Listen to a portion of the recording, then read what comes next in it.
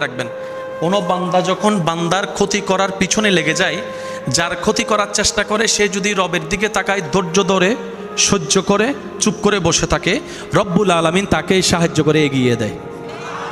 তো সেজন্য মনে রাখবেন, কেউ যদি আপনার পিছনে লাগে আপনি তার পিছনে লাগেন না, কেউ যদি হামলা করে আপনি হামলা করতে যায়েন না, কেউ গালি দিলে উত্তর দিতে যায়েন না, কেউ আপনার নামে সমালোচনা বদনাম করলে শুনো কষ্ট লাগলো চুপ করে থাকবেন, পাল্টা উত্তর দিতে যায়েন না, কেউ আপনার ব্যবসা লস করার জন্য যদি প্ল্যানিং করতে থাকে, ধরতে পারলেও তাকে অপরাধী বানায়েন না। কেন জানেন? আপনি যখনই এরকম সিচুয়েশন করবেন শুধু একটা কথা বলবেন, ইয়া রব তুমি তো সব কিছু দেখতে পাচ্ছ, ইয়া রব তুমি তো সব কিছু শুনো, তো ইয়া রব তুমি তো সব কিছু জানো।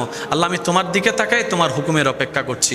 আমার হাত আছে, আমি তাকে মারবো না। আমার মুখ আছে, আমি তাকে বাজে কথা বলবো না। আল্লাহ আমার সব আছে, তার ক্ষতি করার জন্য 100টা মানুষ কিনে মারতে পারবো, আমি সেটা করবো না, কারণ করলে তো তুমি নারাজ হবা। আল্লাহ আমি তোমাকে খুশি করতে চাই, তোমাকে রাজি করতে চাই।